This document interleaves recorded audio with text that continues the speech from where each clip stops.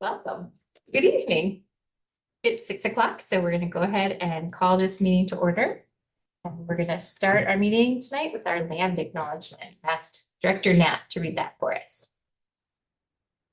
We honor the first peoples of these lands by acknowledging that the area in which we gather is within the traditional territory of the Stillaguamish tribe of Indians.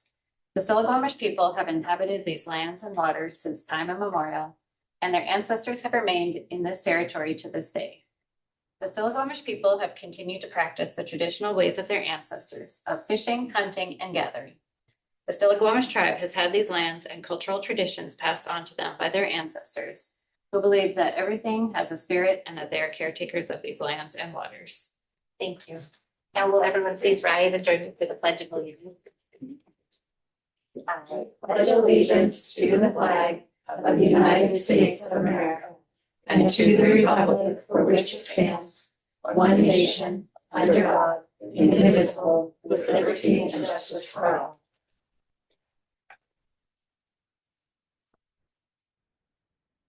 Next, we'll have our roll call attendance. Madam Clerk. Director Diamond. Director Kelly. Here. Director Watts. Here. President Levesque. Here. Director Knapp. Here. Student Advisor Phillips. Superintendent Sweet. Here. Thank you.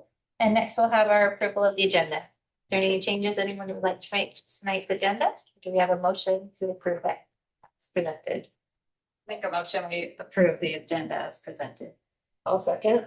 It's been moved by Director Knapp and seconded by Director Watts to approve tonight's agenda. Madam Clerk. Director Kelly.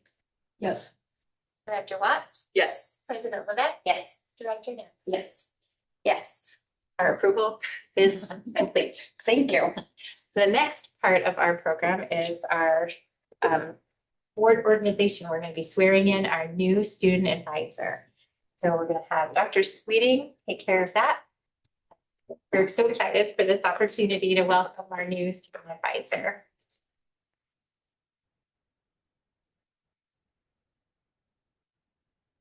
We're kind of lonely up there. We don't have our students. So Alex is unable to be here tonight because of family activity. But I would like to welcome Julieta Vergara Garcia. Come up here and stand right beside me. Julieta, you can sit right here. Julieta applied, interviewed, and she was selected, and she will be part of the board once she's sworn in for 2 years. So her junior and senior year. And before I swear you in, would you like to introduce who's here? Yeah. My parents are here with me. My dad, Alejandro, and my mom, Lorena Vergara. Good, welcome. All right, you have your sheet, I have mine. After we do this, I have one for you to sign. Okay. Okay, so raise your right hand. Okay, opposite of mine. Okay. I state your name, do solemnly swear I, Julieta Vergara Garcia, do solemnly swear that I will support the constitutions and laws of the United States that I will support the Constitution and the laws of the United States and the Constitution and laws of the state of Washington and the Constitution and laws of the state of Washington and the provisions of the charter and ordinances of Snohomish County, and the provisions of the charter and ordinance of Snohomish County, and that I will faithfully and impartially perform and discharge the duties of and that I will faithfully and impartially perform and discharge the duties of the office of Student Advisor to the Board of Directors, the office of Student Advisor to the Board of Directors, Arlington Public Schools according to law, Arlington Public Schools according to law, to the best of my ability. to the best of my ability. Congratulations. Good. Okay, all right, well now, Julieta gets to have a seat with us for the rest of the meeting and join us for 2 years. Thank you, family, for being here. And we are so excited to welcome Julieta. One of the things that stood out to us when we were interviewing is how wonderfully talented she is. She's bilingual, and we're hoping that she will share some of her perspective of that aspect of her life. So thank you. Welcome aboard. Student advisors are so important to our work. Help us tie in everything, schools to the board work. Thank you. And next on our agenda is our study session and regular meeting minutes from July 13th. Do we have any changes, or is there a motion to approve the minutes from July 13th? I'll make a motion to approve the study session and regular meeting minutes from July 13th. Second. It's been moved by Director Watts and seconded by Director Kelly to approve the July 13th meeting minutes. Madam Clerk. Director Kelly, Yes. Director Watts. Yes. President Levesque, Yes. Director Knapp. Yes. Right, those minutes are approved. Next, we would have our public comment portion. I don't have anybody signed up in advance to speak. Is there anybody in the audience or on Zoom that would like to speak to the board tonight? Nope. Moving right along, we have our next part of our meeting is our public hearing. And this is the part where I get to read a little script. We will now open the public hearing regarding the adoption of the 2026-27 annual budget. I'd like to introduce Gina Zutenhorst, our Executive Director of Financial Services. She will provide a presentation and then answer some questions.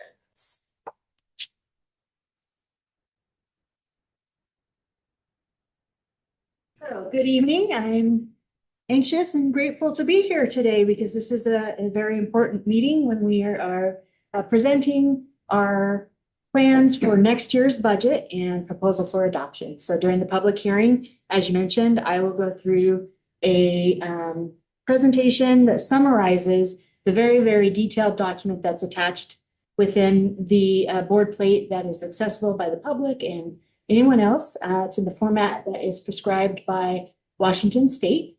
It's, like I said, very detailed, 200 pages. And so this is a summarized presentation so that you can get the main ideas of everything. And this is the second time that we will have looked at this together as we talked about this during the July board meeting. This time we're ready to actually move into a final budget. So starting, we always bring it back to our vision aligned budgeting. I'm talking about numbers, but we never forget, all of us together, that what we're doing is about people and children in our communities, and that's the most important thing. So we always bring it back down to that. And our strategic plan goal 3, resource stewardship, that ties into our very important mission, which is to educate, prepare, and inspire students to graduate and seek their full potential. This is the details within that goal 3, ties into our mission and a little bit more detail around that, but it's largely around the allocation of resources, and that is talking big time about budget. So we also, as part of this presentation, bring it to the values that are guiding our budget decisions. These are written into board policy, and we like to revisit them. Mainly, a point that we'd like to make when we're talking about this is there's a lot there. There's a lot to consider. And we will keep coming back to that to remember all of the places and things that we're trying to maintain a balance of and not forget and not neglect. So here it is. And you have seen this many, many times, but I want to make sure to allow time for our public as well if they're consuming this presentation and being able to see this slide. In the budget, the required format, it's called the F195, which really doesn't mean a lot. It's just a number that the state assigns to describe school districts' budgets. And all school districts in the state of Washington have to report to OSPI in this format. And there are 5 major funds, and general fund is the most important. That's the one that we'll be talking about in the most detail today. And that's where all the day-to-day operations of the school district happen. The main expenditures of the district that it takes to happen and run as school district. The other funds are also important: Capital Projects Fund, Associated Student Body Fund, Transportation Vehicle Fund, Debt Service Fund.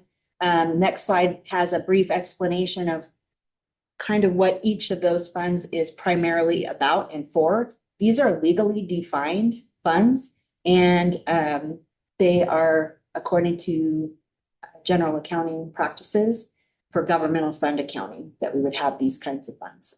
So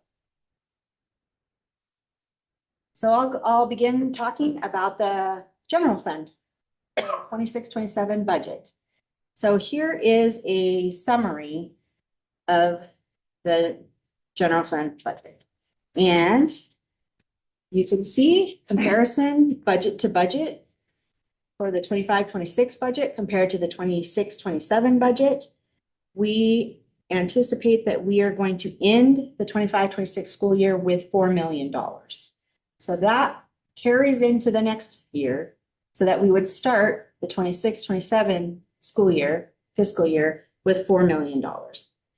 But I'll draw your attention to that, even with all of the work that we have done in reducing costs and making changes, we are still not quite at the mark where we are not spending more revenue than we are going to receive. So we're close, but we have more work to do, and we exceed our revenues by about 580,000. So that would give us an ending fund balance next year of 3.4 million. Now that is still higher. That is still a progress towards rebuilding our fund balance, because it is, as you can see, we started this year with around 2.4 in our budget, or 2.9 was actual. And we're ending with more than we started with. So there's progress, but we still have work to do.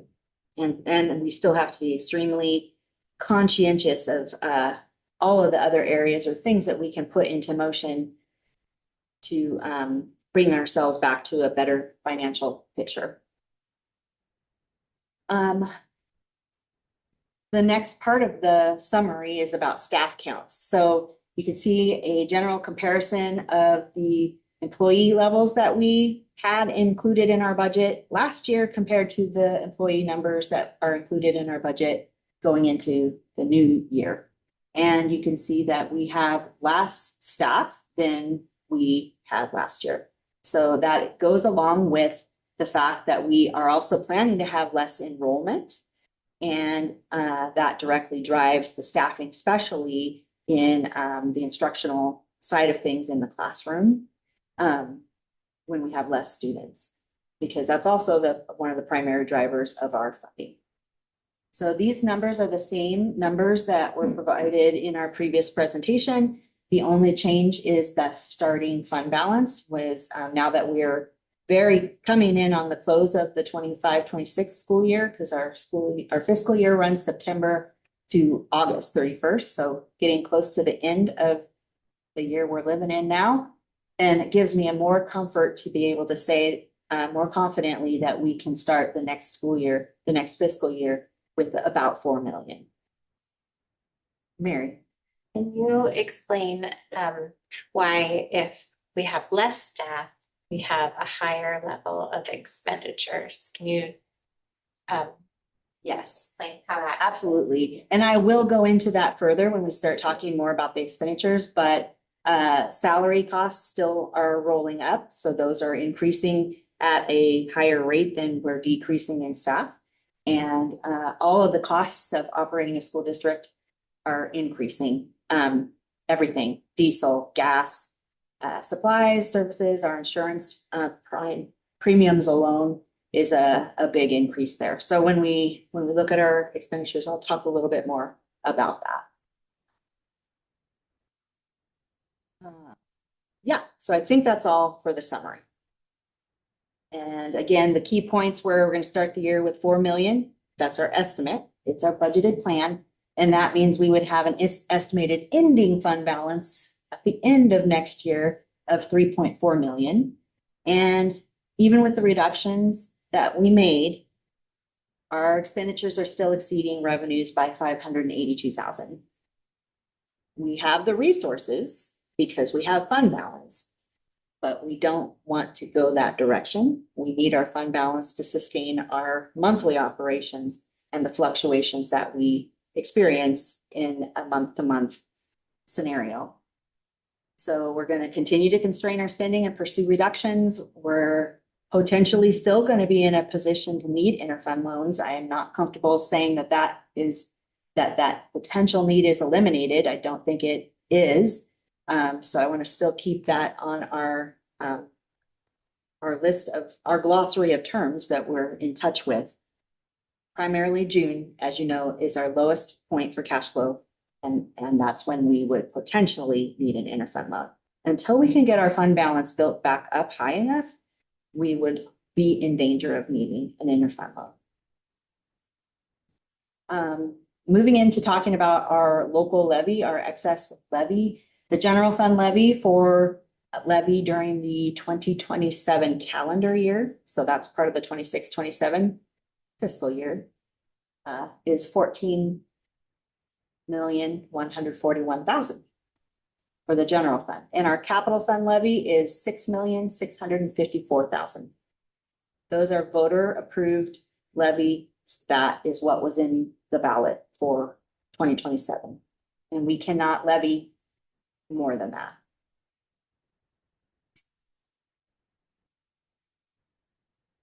Here is a pie chart of the revenues for the school district for the next school year, fiscal year. And there are the two big categories are state funding and local taxes. So our state funds, both the general and the special state dollars that are categorized like special education and that type of thing, that makes up 79% of district programs. That's the biggest part of that pie chart.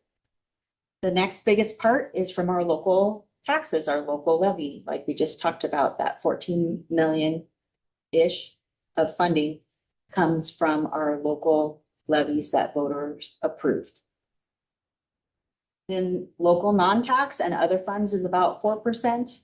It's just interest, earnings, fines and fees, donations, anything that we might charge tuition for, such as traffic safety education. Those are local dollars, non-tax. And then federal dollars, that's about 4% of our total funding comes from federal dollars. And here is that pie chart represented in numbers. So as you can get a sense for our total overall budget picture for revenues, we're in over $100 million of revenues. 110,566,000 is our total budgeted revenues. And these are the categories that the state has defined that we code our revenues in. And in each of those, there are subcategories. So it's not as simple as that, but that is a very summarized level of revenues. And you can see that the state general shows a decrease. Their funding is a decrease there because we have less enrollment. And our state special purpose, it does show an increase, but that is indicative of the work the legislature did to increase funding in the categories of special education, because they were significantly underfunding special education needs as they have been for many, many, many years. And they made some progress towards increasing the funding there. Yeah. Do you mean on the first column saying budget 20, should that be 25, 26 and the next one 26, 27? Yes. Okay, just want to make sure. It's like, I see too. That's what it would say. So there's our comparison. Okay, thank you. Good call. At Yes. least I understand. Yes, that's right.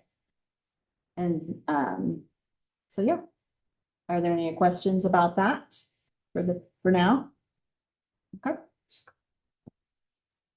We'll talk about expenditures, and here is a pie chart of our expenditures representing the main categories of spending by program. And this is again the way the state defines that we are to code our costs, and all school districts in the state of Washington must do it this way. So 52% is regular instruction. That's the biggest category of our budget. And the other categories that are instructional, primarily instructional, are special education. That's a big chunk there. And then career and technical education, and instructional programs. And other instructional programs are like highly capable and miscellaneous other instructional programs. Those are the other slivers there. Then one of the bigger categories that you see on there is also support services. So that's about 19% of the district's program costs. And there's a lot of things within that. There's the whole transportation department, all of the bus department costs. All of the child nutrition services program costs are in there. The entire custodial support services, maintenance. There's more in there. There's the financial operations of the district, human resources department of the district, all of those kinds of things. So that's not a classroom, but we are tied to supporting the operations of the district. And here is that pie chart in numbers. So you can see the different categories there. And something I will point out, the support services, that's where our insurance premium is required to be coded. And there is a $530,000 increase in our insurance premium. That followed on the heels of a $300,000 increase that we had happen this year to us, the 25-26 year. And school districts all across the state had this happen to them. And it's not something that we have done or someone next to us may have. It's not something in particular that we've done. It's not a cost that we can control. And it is a reflection of some of the things that are going on nationwide within the insurance industry, but also in Washington, there are some unique things that have written into law that can cause school districts to incur large damages if damages are awarded for certain things. So I'm not an expert at speaking to that, but that is part of what explains why we have our insurance premium keeping on going up. So Gina, on that real quick, so if you have a school district that is facing a lawsuit and money is awarded, if we're in that pool with that school district, then all those schools could potentially have their rates going up. Do we think that, I mean, I know some of the news, but I don't know that we're in a collection of schools that are in that situation. So I'm just wondering, that's pretty outstanding that it's going up that much. It is. And there are many districts that are pooled together. Right. To experience, and it has been very fiduciarily rewarding. I don't want to say that, but it's been a good situation for school districts because we have been able to manage our risk and experience rates according to some of our own actions. But the increases have been so significant that it is costing for everyone. Okay. And I think it's also in a potential of what they could project for potential in the future. They're starting to build that in. Okay. Yeah. So they're factoring the risk, saying this could be a potential 2-5 years out. So we're going to just have everyone put that pool of money in now. Yeah, I think that that's a good way to think about it. And Okay. again, I'm Trying to mitigate not that. the expert to speak of exactly how that's happening with but in general, that it is a risk pool approach that multiple school districts in the state of Washington are part of. And even though it costs this, it's still probably better than what we could be insured if we just tried to insure ourselves. Okay. And there are some districts that at some point weren't able to be insured through that program anymore and or had to work to get back on. Gotcha. So it is still a good situation to be part of, but it is very costly. Property insurance, liability insurance, all of our vehicles, all of our buses, all of our buildings, plus whatever else could happen. So Diesel and gas have gone up as well, and everything costs more. I think we can all experience even in our personal life that how that is feeling. So the fact that we are showing some decreases in some of the categories is also an indicator that we have made some reductions to offset some of the increases in costs. Another look, this is the exact same bottom line total as what we were looking at previously. The previous slide was by program. This is by, well, what are we buying? So what are we paying for? Certificated salaries. Those are all instructional staff, teachers that hold certificates or had certificates, and classified salaries are those that do not hold those certificates. For example, I am not an instructional person. I do not hold a teaching credential, so I am a classified staff person. And that's just the way the state has us differentiate. Employee benefits is retirement costs, medical, PFML, paid family medical leave, all of those kinds of things any employer would have to pay as far as payroll, taxes, Social Security, and Medicare. Supplies and materials, purchase services, travel, capital outlay, and then our bottom line. And again, you can see our insurance premium increase right there under purchased services, that the cost has increased $546,000 over the prior year. And if that's all that it increased, then you can see that we've also made some reductions and changes in and let go of some things, even if they were painful to let go of. We call it the list of really bad ideas when we're not able to continue to pay for certain things that are not really considered optional, and yet we can't continue them. So the fact that that is only increased by 546,000, it's almost 100% from our premium. Okay, any other questions about that? This is a required disclosure about materials, supplies, and other costs. It's an acronym that we use to describe all that other stuff. It's called MSOC. And the illustration here really is that the state's allocation that they're providing in certain categories is not sufficient to meet what the budgeted needs are. And again, our insurance premium is in there too. So they're also not keeping up. And if it is the state's, primary constitutional duty for funding education, and yet some of those costs that we really can't do much about is not funded. And here is a 4-year budget summary, multi-year working forecast. So this is, I'm going to talk through some of the assumptions that I'm using in this forecast. And I'll give you a couple of scenarios that I will warn you may feel rather sobering, because out years and the future is going to be very difficult. So the revenue assumptions that I'm using are that enrollment is going to stay very level, and that drives our state funding.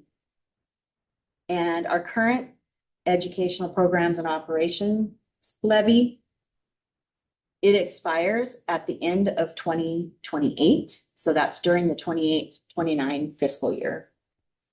So in this working forecast, I have made an assumption that the levy has been renewed, and I took it to the max, an estimate of what the max would be as far as what would be allowable for a school district or us to ask our voters for. And the max is not a set amount at this time, and the actual replacement levy is not yet determined. That's not the discussion really that we are having today. I just am illustrating that in order to have this picture, it assumes that we had a levy approved at the max. And continued commitment to build fund balance is imperative. And that still signals that further work will be necessary to achieve that target. So 27-28, you can see that fund balance there. That's going the wrong direction. And so 27-28 is going to be a really lean, hard year. And unless our enrollment is somehow much greater than we are estimating, and unless the state perhaps made some changes in their funding, which we cannot rely on or plan on, or because things are tight everywhere, our economy, there's not a lot that the state can also dole out to us as a school district. So we have to make certain that we are going to be able to live within our means going into that next year. We cannot increase our levy until we ask our voters again for and it would, the cycle would be February 2028 is likely when we would be to voters for levy in 2029. So we would not, if we were able to levy more, we would not experience that increase in funding till the 28-29 school year, and not until halfway or more through that school year. So there's that picture. Now looking at 3 different scenarios. Here's a what if scenario. And the only thing I'm changing here is the what if we isolate that levy and assume we just keep it at what it is now. We don't increase it. So 27-28, it would be a $14.5 million levy. And if we pretended that was exactly what we were allowed to levy in those next years, this is what that picture looks like in the out years. It's clearly not feasible for the trajectory that the district is with the staff that we have and the services and programs that we provide at the level that we provide. And that's saying that if we maintain what we have now. Correct. So in order to do the previous slide, that picture, we need to. It's a max, Yeah. going the max. Okay. Yeah. Here's scenario 2. This scenario is, well, okay, so if it was 14.5, what if it went to 17.5 million? And that is still leaves our fund balance very much at risk in 28-29 school year. That would definitely be needing interfund loans. And if we don't have a capital levy, then we would not have those funds available. And we would have to get a loan from the state of our own apportionment because they don't pay us in equal installments. But clearly the 29-30 school year is also in a negative fund balance with that. So that still is showing as insufficient. Again, we're keeping enrollment very level and staffing level and only increasing by inflationary measure that the state uses. So their revenue assumptions build in a certain factor. We're using the same factor. And here's scenario 3. What if scenario 3, if we levied instead of 14.5 million or 17.5 million, what if it was 20.5 million? And this again still doesn't really encompass the full spectrum of future needs, and fund balance is still somewhat at risk, and it's all subject to enrollment and state funding, but also our community climate and what can they even afford or support. So we have to be very careful about that too. Before I move forward to the next funds, would you like to ask any questions at this juncture? Other than that, it's a very sobering couple of slides. Yes, thank you. Scary slides. So, Gina, they might be interested in what the rate would be at the max. Sure. The rate at the max would be $2.50 per thousand of assessed valuation. Right now, our levy and our capital levy combined is close to that. It's $2.46 or something like that. Not being exact there, but it's in range of that. But that means that our EP&O would usurp the capital levy wouldn't probably be afforded at the current rate. of tax rate. Assessed valuation in our county is, that has been going up and is still percentage wise estimated to be going up. Whereas some other counties and, have gone down, or other regions within our county have gone down in their assessed valuation. So it's all related, the tax rate and the assessed valuation as a whole. So we will have many more conversations looking at the scales of what ifs around tax rates and assessed valuation and combinations of potential levy funding in the future, whether capital, whether BPNO, or, as you know, the other bond potential needs. So we'll have more conversations, but this is a beginning to understand the future year context.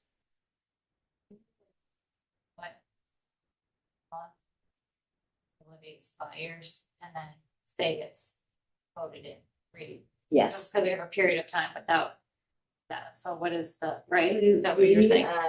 Because the levy is a calendar year collection, our current levy, we will be collecting on for calendar year 2028. So it still supports us partway through the 27, 28 and the 28, 29 Okay. school year, fiscal year. We would approach the voters, assuming the cycle remains consistent with how we've done in the past. February 2028 is when we would be to ballot. And if Right. it's approved, then if we could start collecting about a year later. If it's approved, September of 29 then. Right. Yeah. in 2029. Yeah, because you voted in February and they say, Right. so it's not for that school year. It's in 29, which will be September 29. Or January. January. January of 29, it kicks in. So January. so you'll be able to allocate that fund, those funds. Right. There'll be a Okay, few. so it's calendar year. Okay. Okay. So not school year on that. The first major collection of it won't happen until April of 2029. The second major collection would be in October of 20. So it's mostly through the school year. Yeah, Okay. April's. Yeah, that's good to know. Okay. Thank you. Any others? Jump on over into our Associated Student Body Fund. So this is a more happy topic. Our Associated Student Body Fund is primarily it supports student activities and athletics. Our general fund also provides support for the same types of things. So ASB is not alone in supporting, but that's what is happening in that fund only. The district is not able to take those funds and use it for their curricular needs or to hire teachers for required classes. So it's for student activities. And the revenues come primarily from student body fees or activity gate receipts or student fundraising and or donations. And one of the very important premises of the Associated Student Body Fund is that the students are involved in its budgeting, in the governance of it, and student approval is required for expenditure of funds out of that fund.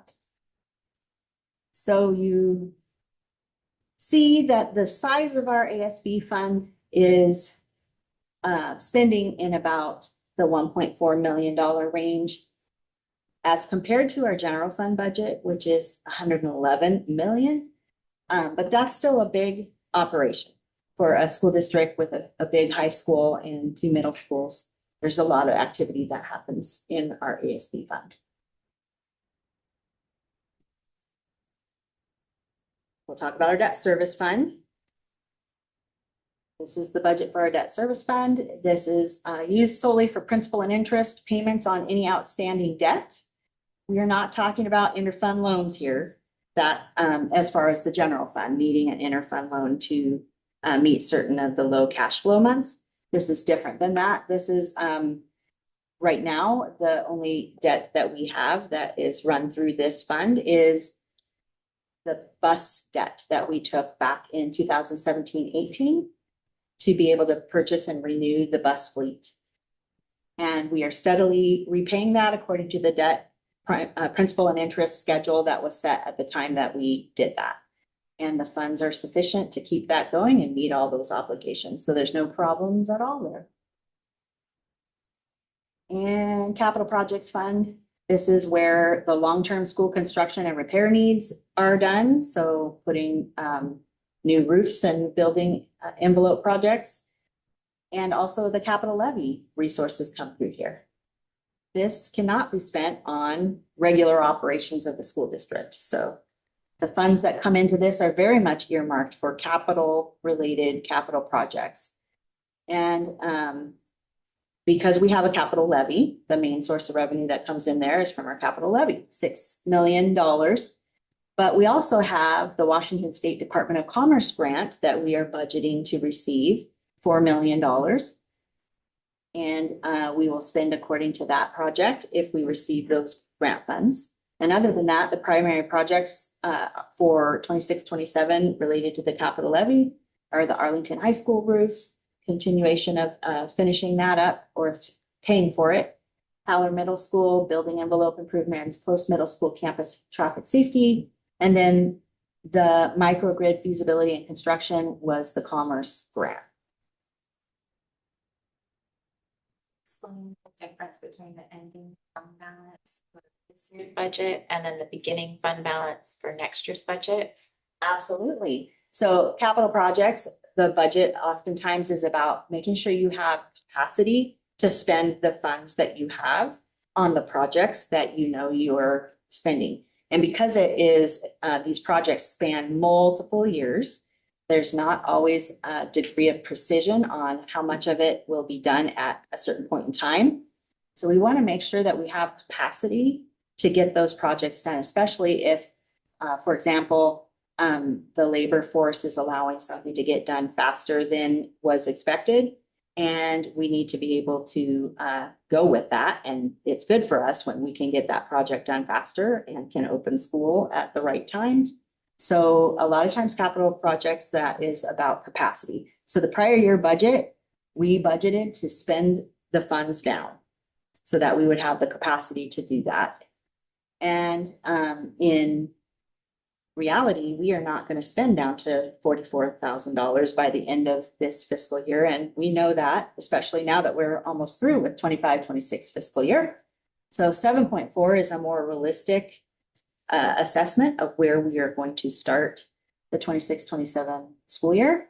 And again, we are budgeting capacity. What if we finish all those projects? What if we do the entire micro feasibility and construction grant? We would expend the entire amount of the budget, leaving about $695,000. So that's kind of the difference, and a different philosophy when it comes to the capital projects fund. And I'll talk a little bit about the transportation vehicle fund. It's kind of similar in the philosophy. It's your budgeting capacity. If you have the resources, you want to be able to have the ability to put them into use. If I was too restrictive here, we wouldn't have the authority to do the projects that we need to do or had set out to do or had it been approved by our voters in the levy. So we want to make sure we have sufficient capacity. That include roof at Arlington High School, how we're doing it in 2 summers instead of 1.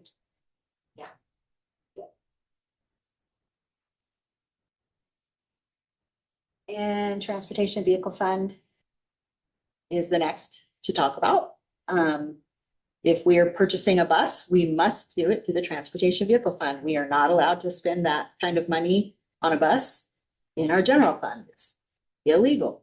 So transportation vehicle fund, we also budget to spend capacity, and you'll see a similar phenomena with the ending fund balance that we had budgeted for this year. We budgeted capacity. If we were to spend all of the resources buying buses, we would have ended with 500,000.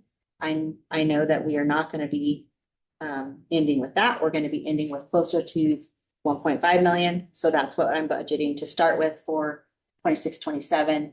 And then again, we are budgeting the capacity to purchase the buses replacement fleet.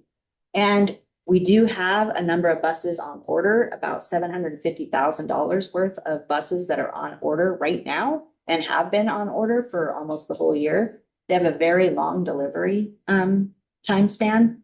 So it could be that we will receive them before this fiscal year end is closed.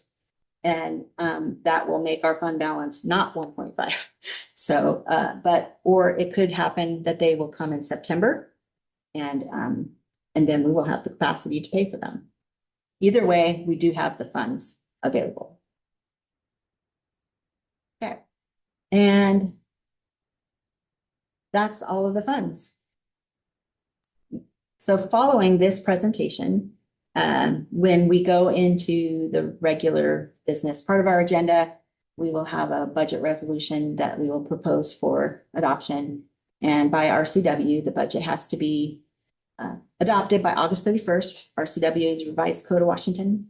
And after that, the budget is submitted to the Office of Superintendent, Public Instruction for their approval as well.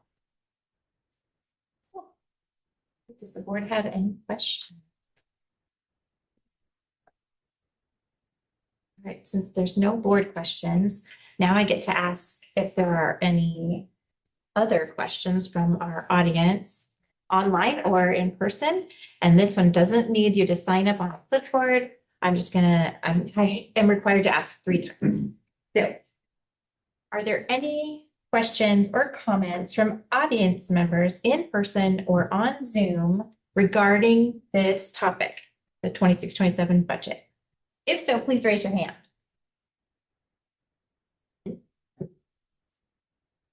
Are there any questions or comments from audience members in person or on Zoom regarding this topic?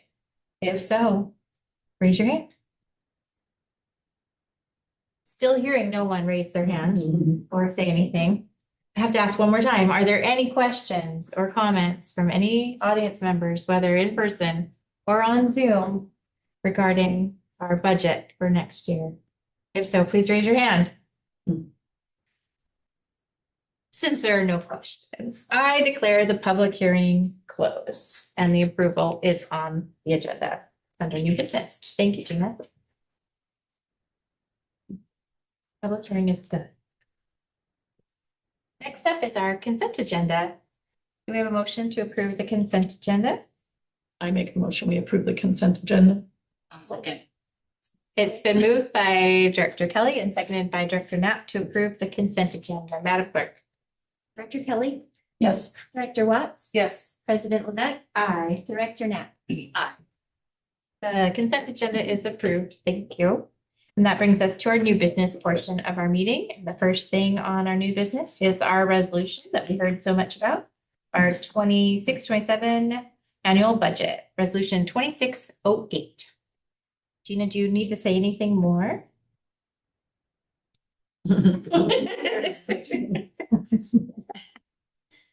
Resolution 2708. This is the official authorization document.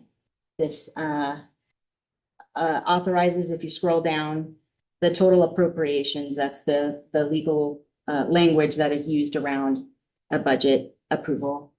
This is the appropriations or total expenditures for each fund. Also listed are any of the transfers between funds for servicing the debt and from the buses, and also the interest transfer from the debt service fund that was authorized from operations. We have a motion to approve resolution 2608, I'll make- 26-27 annual budget. I'll make a motion to approve resolution 2608 for the 26-27 annual budget. I'll second. It's been moved by Director Watts and seconded by Director Kelly to approve resolution 2608. Director Kelly, Aye. Director Watts, Aye. President Levesque, Yes. Director Knapp. Aye. The budget is approved. Thank you, Gina. That's so fast. Want to just stay up there? It's the Gina show. Next up is our financial highlights of our current budget. So welcome back. Having been through the budget presentation, you're probably already experts in what I'm about to share with you, which is our current picture as of June. We have closed out the month of June. And now we put the detailed budget report on the consent agenda. So the detailed report is there, and then I'll provide financial highlights in this format. And then you're able to ask me questions as well. So, June. Start out with our financial positives. I always want to make sure to thank our community, as their support for our levies has been very critical and to our operations and allows us to provide the programs that we do. Special education safety net funds, the estimate for that is 1.8 million. So that is very much a help to our fund balance, because those funds are not guaranteed, and we do not get them till August, till the end of the year. And it's a lot of work to put that application together. So our special education team does an excellent job of all of the technical paperwork that must be done for that. We also received some unplanned for revenues that were excellent timing for us, because our enrollment was low and less than we planned. So we were bracing for having less revenues and dropping in our fund balance. State forest funds transpired, and we received $682,000 worth over the past 3 or 4 months. And so that's a real positive. Our K-3 and fiscal, social, emotional support ratios are well managed, well planned, and tracked, so that we maximize our funding in that area, and we avoid any funding penalty if we were to fall short of those requirements. So that's a positive. We want to make sure we always take credit for that. And our increased fund balance and our OSPI financial indicators scores for 24-25, they improved. So that's helpful for us going into 25-26. And I think our score is going to still be good for 25-26 because our fund balance is going up.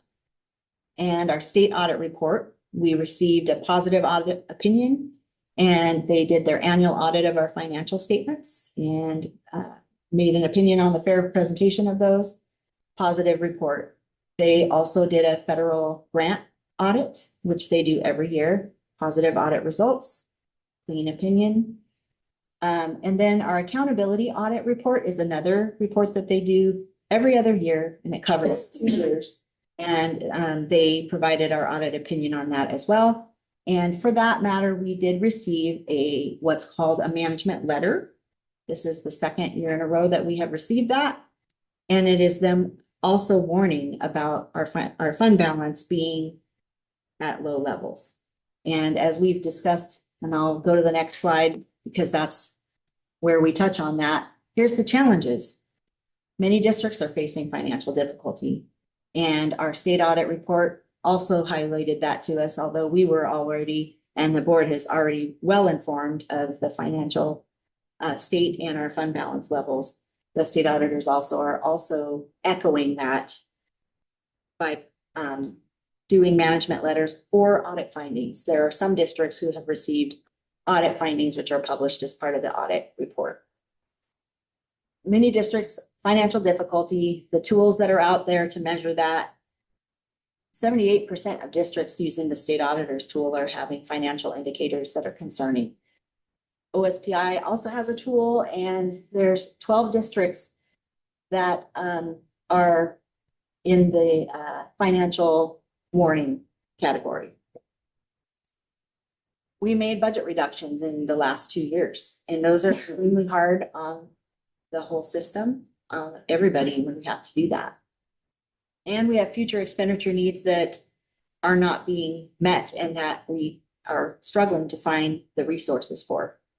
A major need is in the area of our technology, and you will get to hear a report later on in the agenda from our technology director, and you'll learn all about that. So I'm also echoing more of what you'll hear from him, that we have needs there.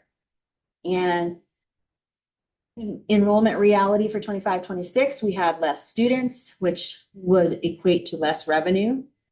And that was primarily offset by the state forest funds that we received, like I mentioned earlier, and the safety net funds that I mentioned earlier. So those are good things.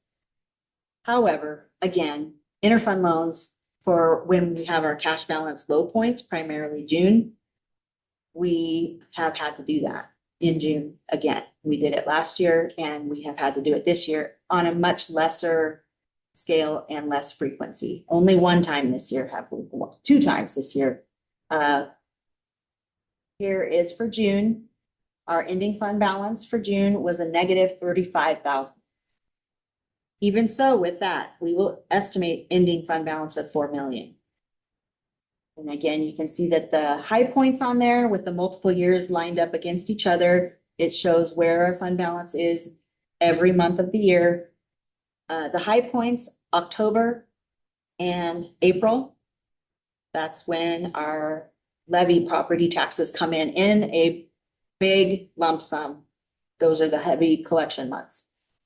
Our expenditures are very consistent from month to month for the most part. It's our revenues that fluctuate. So, and our state apportionment that we receive doesn't come in equal increments either. They do some interesting things on their part where they short pay districts in certain months, and then they make up for it by paying double in July and August. So that creates for us a negative fund balance in the low points. And it's another reason why school districts are challenged to build up their fund balances so that they don't have to have these struggles. And we had a resolution earlier in the year, 2601, that authorized doing an interfund loan.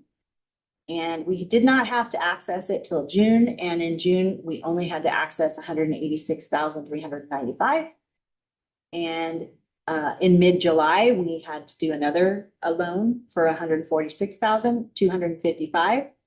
Those have already been reimbursed to the capital fund with interest, end of July and August. And interest was $20, $30. So that was beneficial because we were able to pay it back so quickly. So what's next? We're going to continue communicating about our fund balance. We're going to continue talking about the status of our financial condition and trying to educate and share for people to understand how school districts are funded, what our challenges are. And it's uncomfortable that we're still having to be in a reduction mode, but it's very necessary. And our public and our community also relies on us to be frugal with the funds that we are entrusted with. And so we have to make that right balance. Other questions? Other questions? Thank you for explaining all of that. I think we're just all grappling with that new information. Thank you. Next up is our Washington Guaranteed Admissions Program participation, WGAP. So WGAP. We'll go to another acronym, WGAP. Welcome, Carrie Henderson Burke, our Executive Director of Teaching. So this is a data sharing agreement.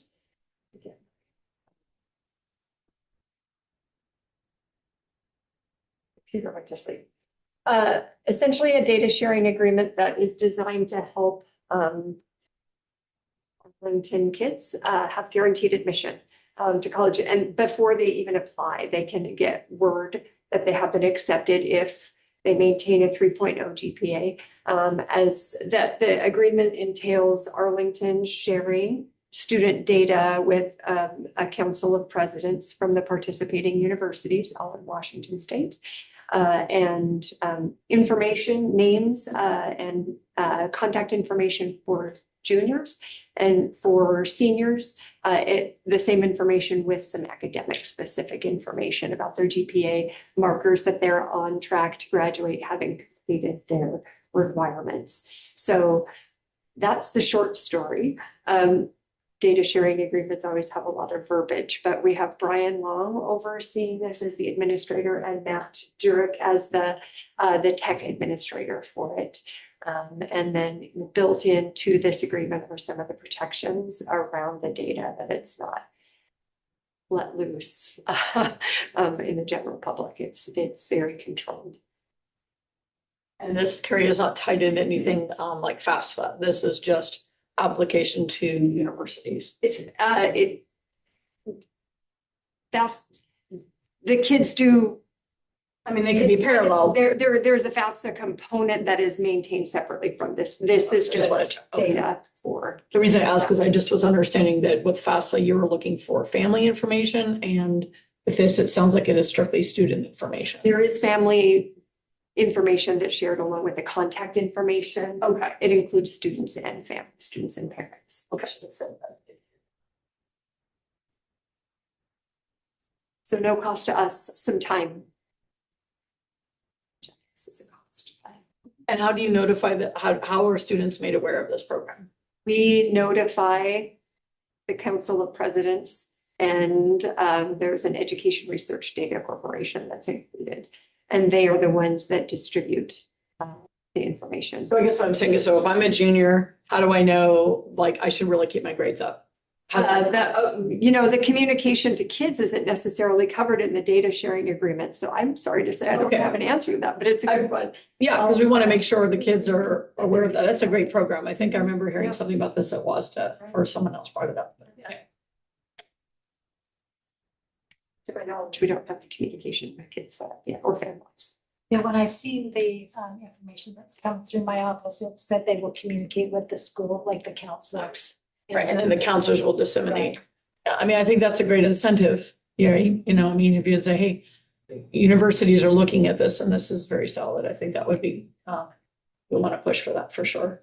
And does that include like an EVCC, or is it just four-year institutions? For-year universities, so it's Just 4-year. Wazoo and Western and Evergreen State. I think there were five Central. participating universities. It's at the top. UW and Tacoma.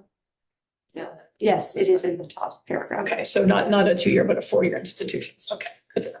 I think it's, really, like you're saying, incentivizing. So Absolutely. They receive notification, basically pre-approval, then they can apply. Then there's usually cost associated with applying. And I'm not sure if the cost is waived That's because what they've I'm already wondering. been, there would still have to be an application submitted, but Right. with guaranteed acceptance sometimes. That's a win-win. Now you can just you can sit back a little bit more. I think I would have liked something like that.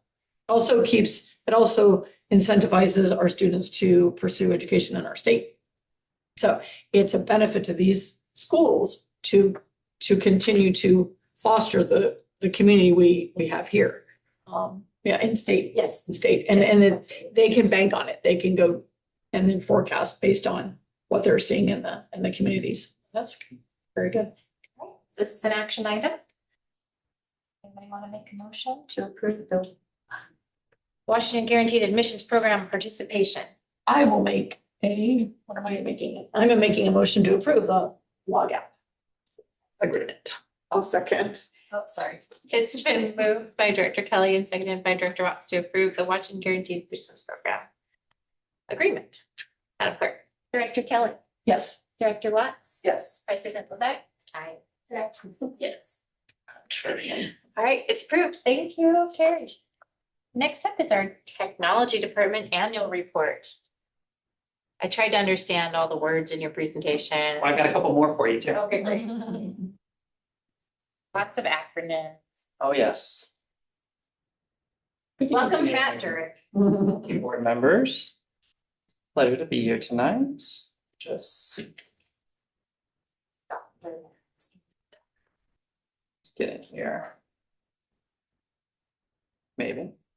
It's a little scary when the tech person is. I do this intentionally so that it makes everybody feel like, oh, it happens to even them too. Where's the tech guy? Where's the tech guy? Let's see here. Not rushed. Good work. That's right. Okay, bear with me. Sorry, I lost my tab. Patience is a virtue. That's what I'm doing when the kids are like, the smart board, I'm like, it's okay, open a book. Let's see here. Not that. Just adding to the excitement of this presentation. It's gonna be I good. know, it's. Here we go. Find the maybe. Goodness. there we go. It's just taking a really long time. Now all of my clicks are coming through. There we go.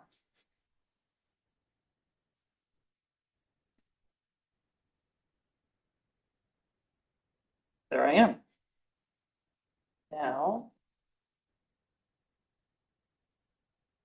is the anticipation building. We have the Jeopardy music. There we are. Okay.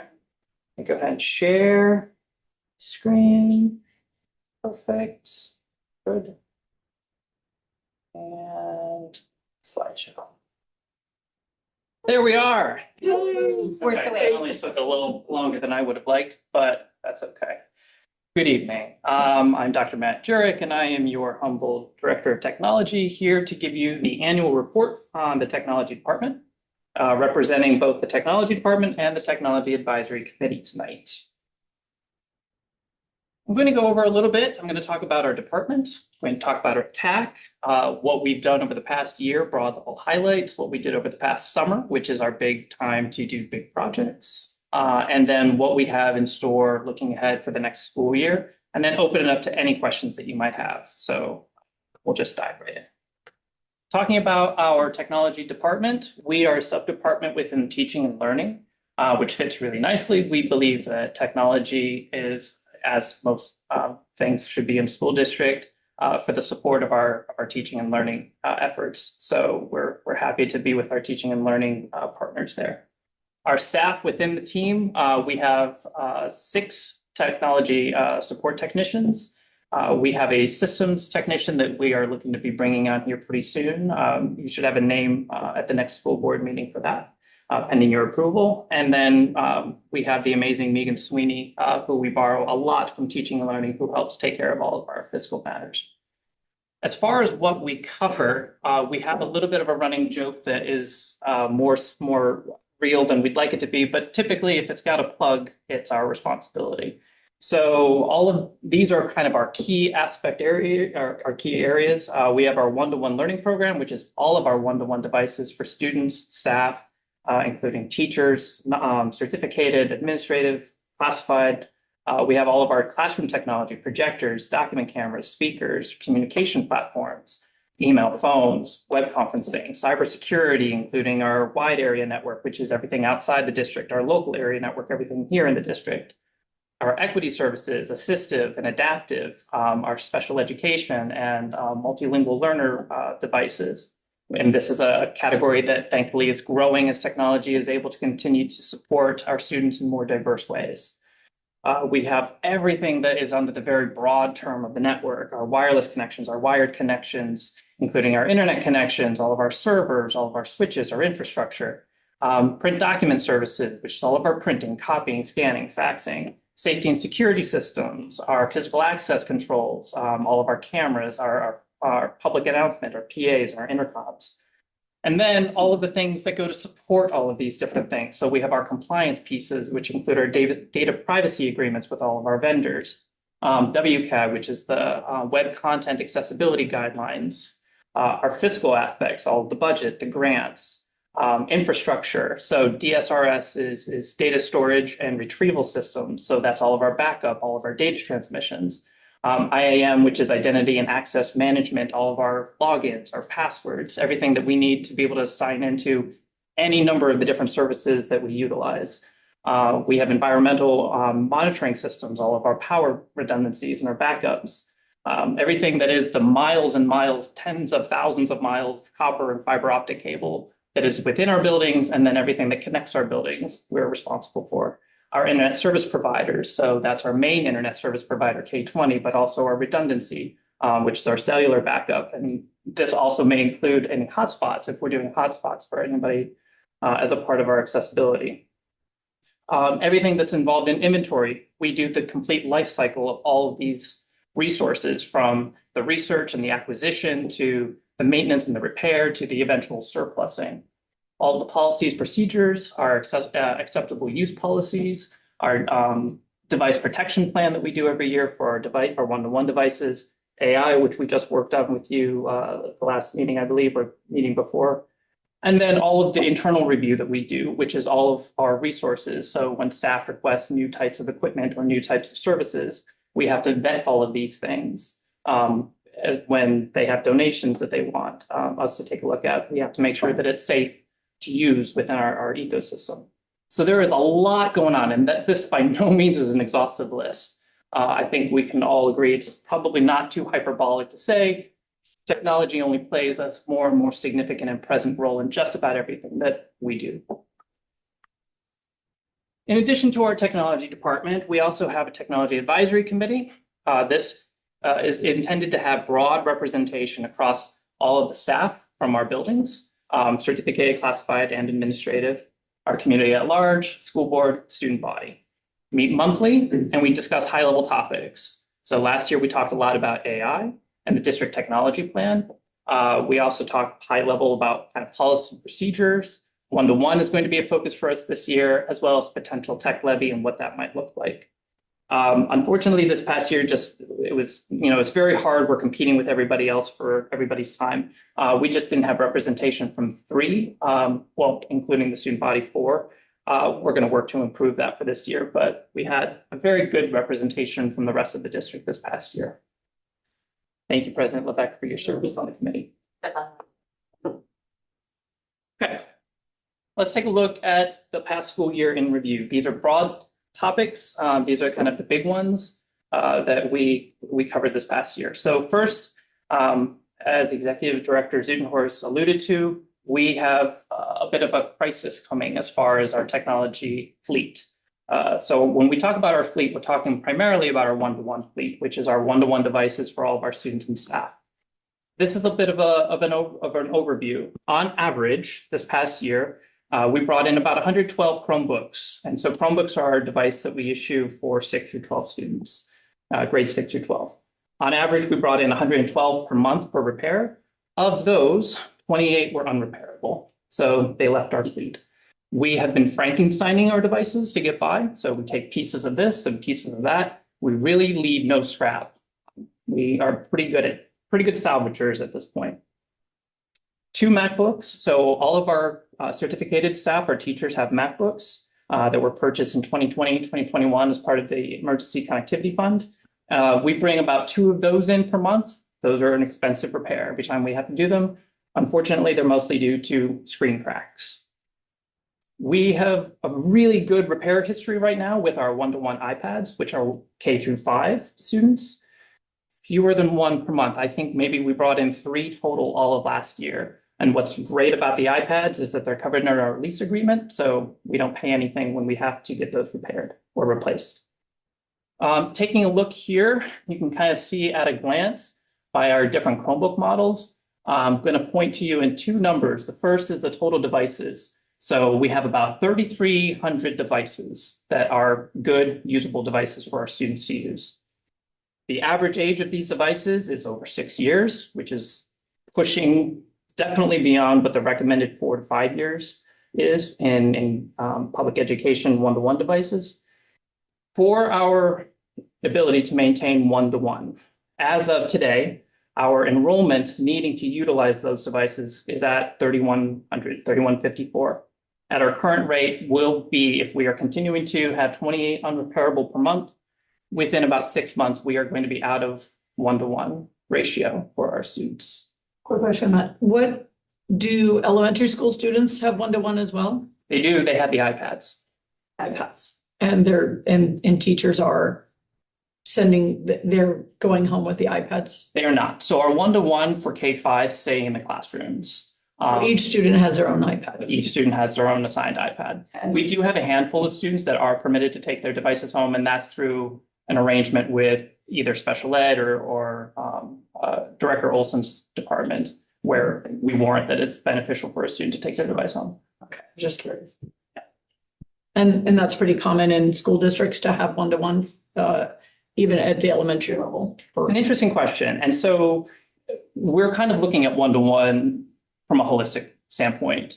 Does this type of flagship program, which has been the de facto go-to, this is how a district is defined as being successful technologically, is that they have a one-to-one program for the past 20, 25 years. It's starting to, most districts are having these deep conversations about if this is still meeting those original objectives that it set out to achieve. And so we might look, as we look to the future, even if there wasn't financial concern, we might be looking at a 2-to-1 ratio for certain grade levels or a cart base or something like that for our K2 or K1 populations. Yeah, just curious, because I'm in elementary and none of our kids in our building have a 1-to-1, and we share a cart, and the cart is shared between, you could have it shared between 2 or 3 classrooms. So we just migrate during the day, but it's really for a set purpose. And I think that in the reading I'm doing, that a lot of schools are as you're saying, sort of reevaluating either holistically or the screen time. I'm throwing it out there, just not to be a contrarian, but just understanding myself. No, not at all. I'm a first grade teacher and I do minimal screen time, and we're doing just fine. So I'm just curious. I appreciate that is a thought. And We were looking at this even before kind of the budget crisis was looming. When we were talking about our district technology plan, one of our goals was looking at balance. And so part of that balance was reviewing our 1-to-1 program and seeing how that still fit with our philosophy of how screen time works. So I'm excited to have this conversation with the TAC this year. I think it's going to be something for us to really sink our teeth into. So a little bit sobering. We're going to have some interesting conversations this year with our administrators and with our teaching staff about what we can realistically continue to support from a 1-to-1 perspective. Looking at what these costs would be. So, if we were looking and going back to that kind of 2-to-1 ratio for pre-KK, if we're budgeting on average about $450, which is a very conservative amount right now, which is, includes, a case and a device and a protection plan or something of that sort, as well as the labor involved in getting everything set up. Taking into account some very conservative numbers, we'd be looking at about $3.2 million to refresh the fleet for all of our administrators, teachers, and our students. Now, this would not include devices for classified staff, for example. This really is just looking at our certificated teachers and administrators. So it would be an additional cost beyond that. This is what it would cost to replace fleet for 1-to-1. The industry average that they recommend is you're looking at about a 4 to 5 year refresh window, which is why so many school districts employ the use of tech levy, which they do every 4 or 5 years, that then just continues to support this type of program. If we were to look at a potential levy, we would be looking at a couple of different things that we would try and encompass under that. A lot of these things are things that we have not had the financial resources to maintain. So if we're looking at our Chromebooks, we're 6+ years on those. Our iPads are already hitting 4 years. They've been great, but we're nearing that timeline. Teacher devices are in 5+ year territory. Our projectors in our classrooms are 9 beyond. So we're continuing to scrape as much as we can. Projectors are a critically used device, even in the pre-K 2 classrooms. And then our intercom systems are important for clocks and PA systems in the buildings are 20+ years old. So we have some very real issues that we need to address, and we just have not had the resources to be able to do so. But if we were to look at a potential levy, this is kind of in the ballpark. It's all preliminary of what we might be wanting to do. We've also been looking at AI planning, which we came to you for some procedural language. We've landed on 2 approved platforms for our staff, Magic School and Google Gemini, and then Magic School also for our students when we get to the point of rolling out AI for students, which won't be at the start of the school year. We're still working on how our approach is going to be for unapproved platforms, ChatGPT, Claude, and so forth. Those at some point we're looking to sunset or to not support, but we're still working on what that timeline looks like. We have procedural language pending for our students that we're in the final stages of. We need to work on something for staff, which we'll be working on this fall. And then trainings for AI, we're going to start with that this week with our DLT retreat. And then we're going to be developing a PD calendar within teaching and learning for all of our staff to be able to leverage Magic School. This is kind of fun. I want to talk a little bit about one of our favorite platforms that we've been rolling out, and it's called Papercut. So PaperCut, we started rolling out in 2024, and it is a print management system. It takes a look at all of our printing, copying, scanning, faxing, everything that has to do with documents. Everything runs through PaperCut. And so we've had one full school year now of using PaperCut. And so we have some interesting metrics that I want to kind of give you some highlight overview of. Last school year, we printed just over 9.1 million pages, which average around 25,000 pages per day. PaperCut is really, it comes at it from an eco standpoint. So I want to give you these kind of like little gilt metrics. So that represents 748 trees or 79,000 kilograms of CO2 or 566 years of running a light bulb.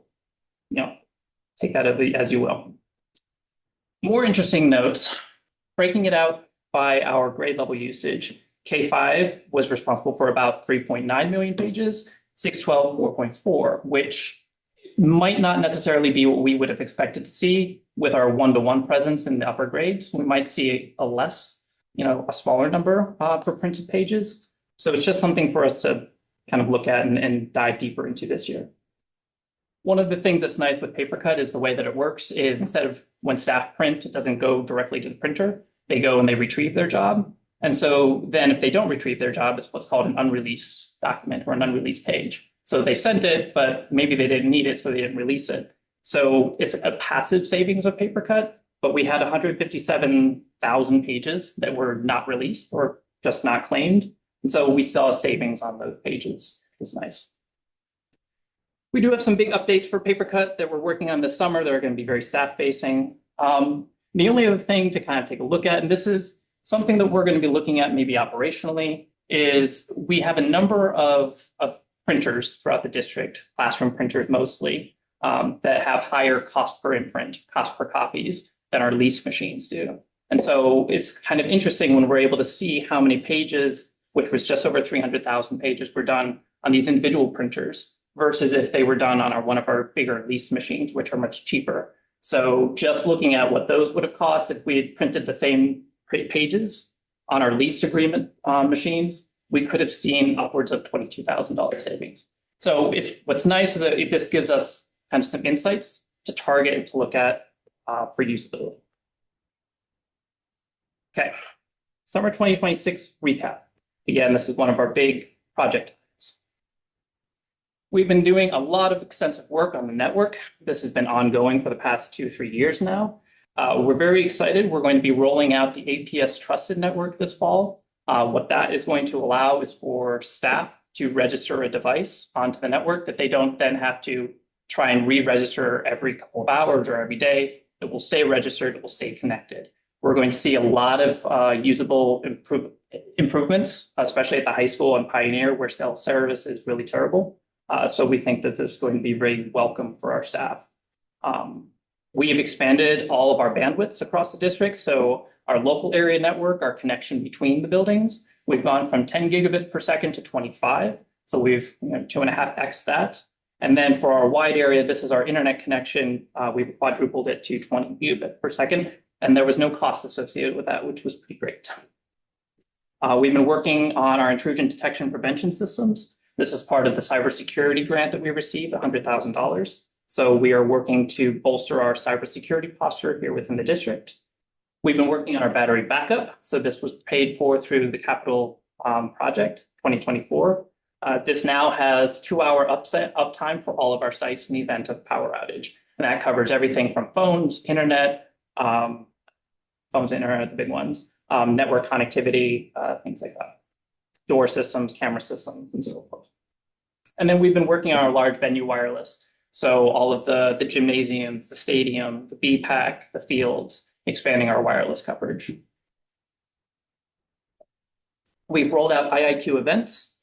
This is one of our internal systems. So we had been using a system called Arbiter for location reservation. So when a group wants to reserve a space, they use this platform.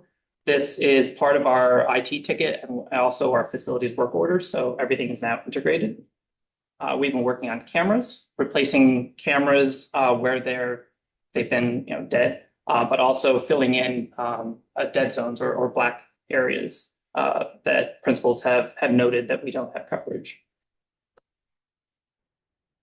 Student passwords. So last year we worked on the MyAPS enrollment. This was our single sign-on, one single password, username password for all of our staff.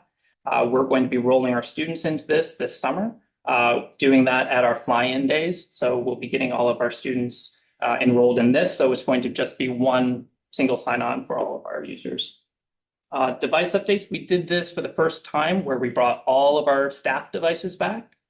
So we had some interesting findings from there. 100+ devices are just no longer supported because they're too old. They don't meet certain security requirements. We've been able to help offset some of this. We've been borrowing, stealing from other districts, not the stealing. But we received, Bellevue has been really great. We've gotten a number of devices from them as they are surplusing their equipment. We're like, sure, we will happily take it. So that's how we're able to kind of Frankenstein our way along. Looking ahead to next year. So our big focus is going to be, of course, AI, as we roll out AI for all of our staff, and then eventually our students. We're going to be looking at bolstering our compliance. So that's our data privacy agreements, doing more stringent app reviews, our web content accessibility guidelines, and doing some external penetration testing, which helps show where our weaknesses are for our external threats. We will be looking at an eventual migration from Clever to ClassLink for our authentication for our services. It's a far more secure platform, and as part of that has been paid for by the cybersecurity grant. We'll be rolling out CyberNut, which is a phishing email test training system. So we did a CyberNut baseline assessment just to see what our kind of threat exposure was I think we did that 18 months ago. We had a 67% click rate. And so this was an email that was sent out to staff masking to be a bad email. And so 67% clicked on it. We want a very much smaller number than that. So hopefully we will be addressing that with CyberNut training over the coming year. We'll be working on our improving our redundancy with our data center 2 at the high school. We have to look at our refresh planning with our devices. We're facing some steep uphill battle on that as they're projecting chips to be 130% increase by the end of this school year due to inflation and due to the need that they're trying to power all of these data centers to support AI. So it's driving up the cost of technology everywhere. And then we're looking at our technology plan to hopefully have that finally done. I think that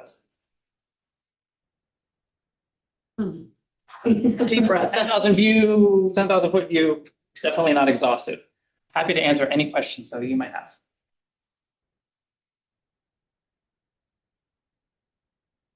It's very thorough. It's a lot. It's a lot. We know, has Arlington School District run a technology levy previously? This would be the first time. Okay, never. Okay.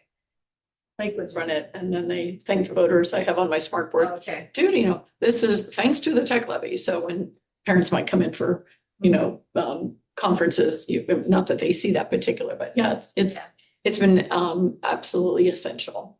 Yeah. Yeah. So I think that we should, be on the drawing board. Julietta, do you have any questions about technology or any of the things covered? There's a lot, right? Thank you for that very exhaustive, deep It felt exhausting. and broad look at all the technology that we are dependent on and that we now need just to make every day happen. Thank you very much pleasure. for that and all your service. We look forward to hearing more about what you're doing next. Thanks so much. Thank you. Next up is our first reading of Board Policies 2108, Learning Assistance Program. And we'd like to welcome back Carrie Henderson. Very much, long time no see. So 2108 is our learning assistance program policy. Really the change is deleting an outdated section that has an expiration date associated with it. So relative to COVID-19. So the only change, that deletion.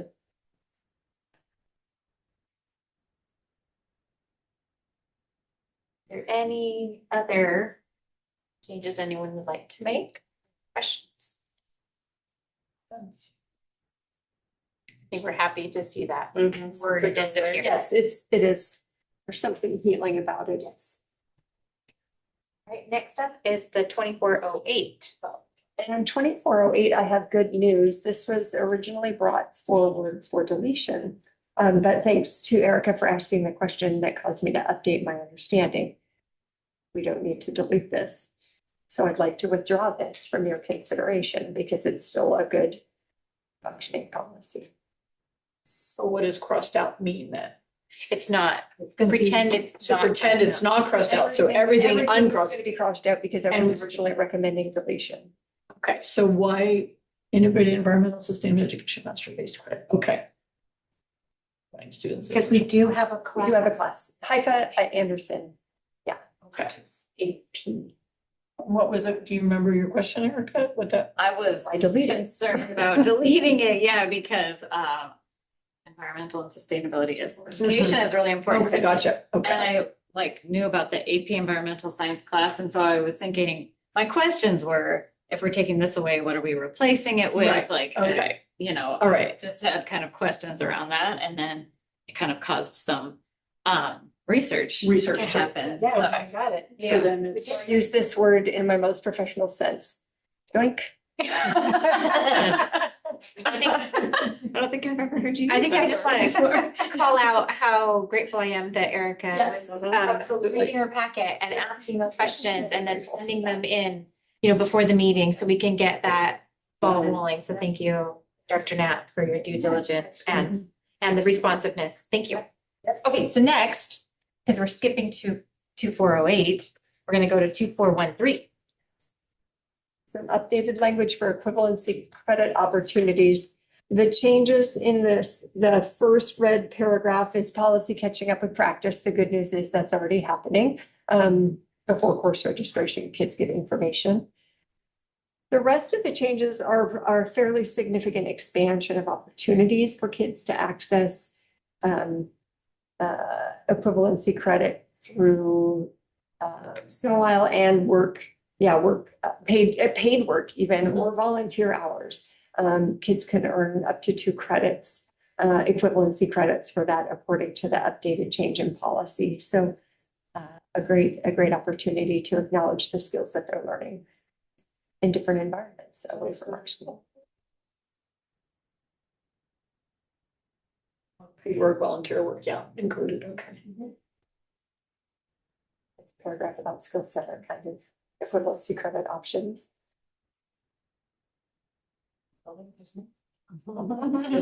Keep going.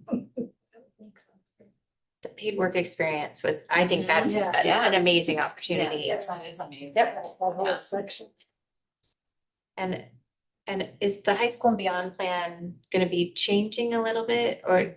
Well, we have a new platform this year, but it aligns with allowing credits being earned for these things, so.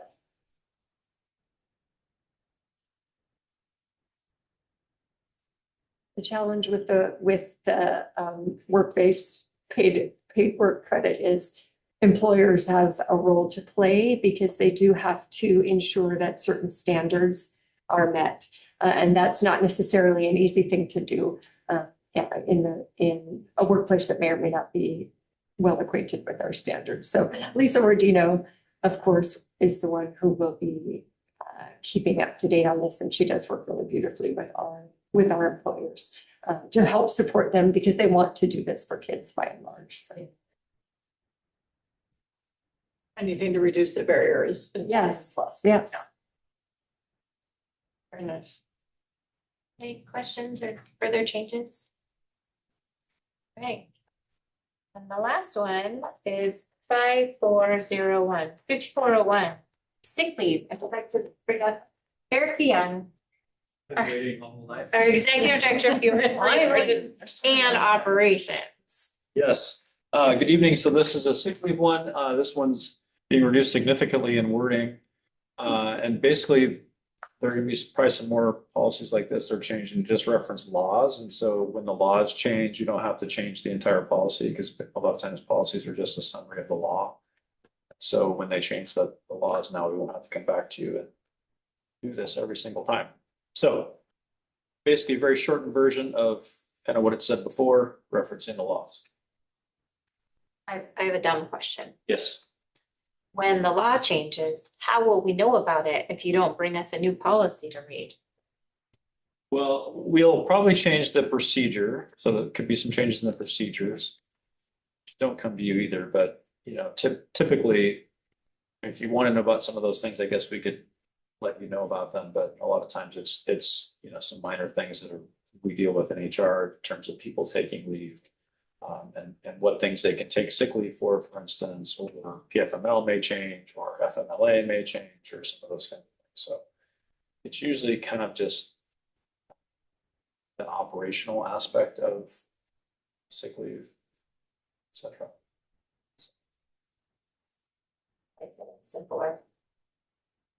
Me too. That's it. I could quote one of our former student advisors. He always would just say, I think we should probably just follow the law. Yeah. This just sounds great. It does make it Follow the law. easier that way, yeah. Yeah. All right, thank you. Next up is a second reading and adoption of board policy 2106. Program compliance. Carrie, I hope you didn't get too comfortable in that chair. Yeah, I'll sit right back. It did sit closed. Right. So on program compliance, updated language relative to ensuring that we're not discriminating against protected classes. At the last meeting, Matt asked about why why discharge veterans, why it needed to be honorable, and that's a protected class, so that's why. Other questions or suggested changes? This is the action item. Make a motion to approve board policy 2106. I'll second. It's been moved by Director Knapp and seconded by Director Watts to approve board policy 2106 program compliance. Director Kelly? Yes. Director Watts? Yes. President Levesque? Aye. Director Knapp? Aye. All right, and that brings us back to Carrie again for second reading adoption of board policy 2170, career and technical education. So again, updated language around ensuring we're not discriminating against protected classes. And then on the first round that we addressed, there was a strike through error, so that's been corrected, and a spelling error that was also corrected. Any further changes? Motion? I make a motion, we pass the second reading of, let's see, board policy 2170. I'll second. It's been moved by Director Kelly and seconded by Director Watts to approve 2170. Director Kelly? Aye. Director Watts? Aye. President Levesque? Yes. Director Knapp? Aye. Thank you, Carrie. It's the little things, Mary. Just trying to have fun there. It's summer, it's all right. I'm an adult. Yes. Okay, that brings us to our informational items, and we'll start with our superintendent report, Dr. Sweetney. First, I'd like to again welcome Julieta. I'm glad you're part of our team. Thank you. We have, as we move into August, it's a busy time of getting ready for school to start. Last Tuesday, Gary Zabel and myself had a table to represent the district at the National Night Out. We had a lot of people come by, have conversation, and so it was a good night. This Saturday, a week from this Saturday, on the 22nd, is the community fair, resource fair at President's, where students and families can come and there's resources for school.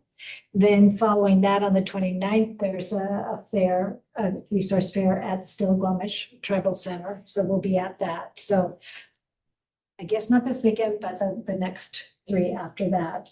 So a lot going on besides, like Matt Drake already mentioned, the fly-ins. We have Eagle Days coming up. There's a lot going on to get ready for the first day of school, which is September 1st.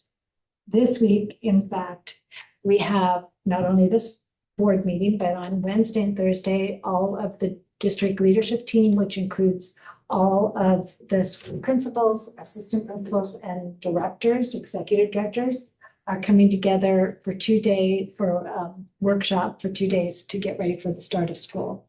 And then on Friday, the board has a workshop, an all-day workshop that starts upstairs in the Lincoln Room at 9 o'clock, goes until about 3:30.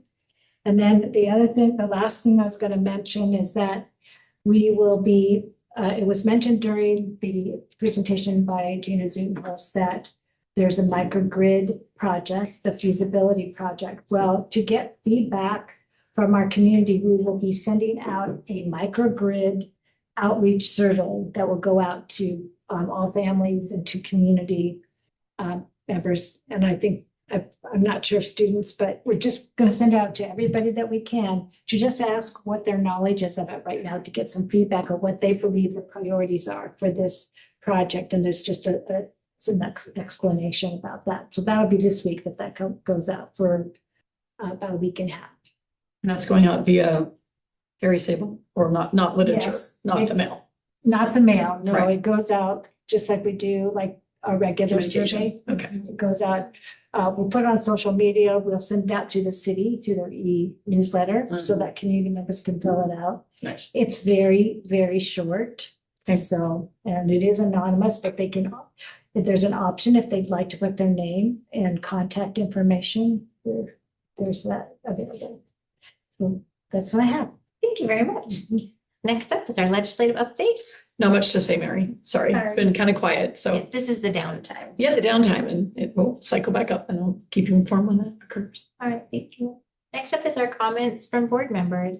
This is a time for everybody to share a little bit about what's on their mind or any reports that they have, events or anything. So usually I start with our student advisors, but I don't expect you to have anything prepared. Do you want to just introduce yourself a little bit and Like talk about myself? Yeah. Oh, okay. Well, I'm excited to be going into my junior year. I know it's gonna be a hard one because I signed up for like hard classes. But I'm excited and I have a lot of goals that I want to complete this year, so I'm just excited to complete them. thank you. Very good. And any other comments from any other board members? Erica, do you have anything you'd like to share with us tonight? Well, welcome, Julieta. It's very nice to have you on the board. I have 30 boys in the school district, so my oldest is a senior this year. So I'm just gonna tell you right now that I will probably cry some tears up here. I'm following the pattern of mothers with full Kleenex boxes. seniors. And then my other two are in middle school. They go to SBLC and I'm just really happy to have you here. And we're having a great summer. So, but school is looming September 1st. It feels like it's coming really fast. But it'll be nice to have the board workshop on Friday and get to like dive into all things school board with you. So Thank you. Director Kelly, anything else you'd like to add? Welcome as well. Nice to meet you.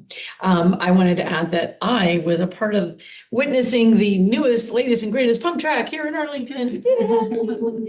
I saw Brittany was there and she said you were busy in a meeting, but it was a great show. I saw Nate Nearing there and it just was a real big rally. I think the adults were busy exchanging, awards and recognition. And I know that, but the kids were like, we just want to ride, but I've been literally chomping at the bit myself to see that going. And I am so pleased and I have to be careful. I know this is public record. So I would be thinking it would be great if we could have more of those types of things for extended people in our school districts.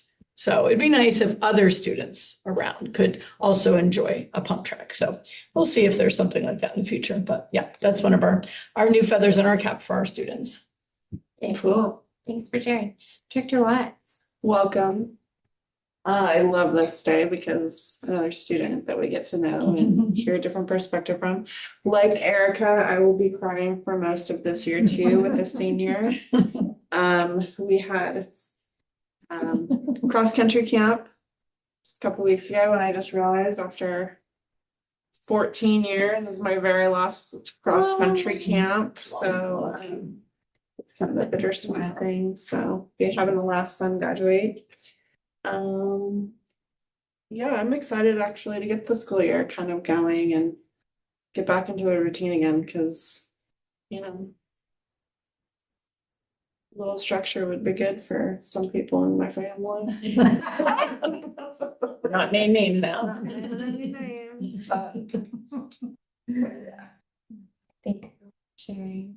I wanted to share that I got to help participate in band camp activities. Even though I don't have any kids in the district anymore, Zach still gets to volunteer and help out with the drum line. So I got to help with leadership training for the band leaders, and they are just going to be so much fun this year. The band is so big, and they're going to need some more uniforms and more instruments.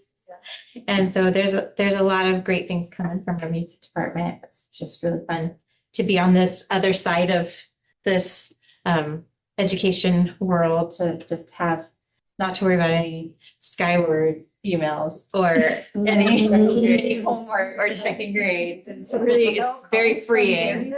There's no permission slips to sign ever again, and it's just lovely. And I am very excited to have Julieta on the board. I think you're going to love working with Alex and just really learning more about our district and school operations and policies and whatnot. I hope the budget wasn't too boring. We thought it was fascinating. But so excited to have you on board, and hope that you get as much out of this as you possibly can to get your education right here at the feet of all these amazing, wonderful staff members that bring so much good stuff to our community. Always reminded of the schools, because I drive past Arlington High School on my way home every day.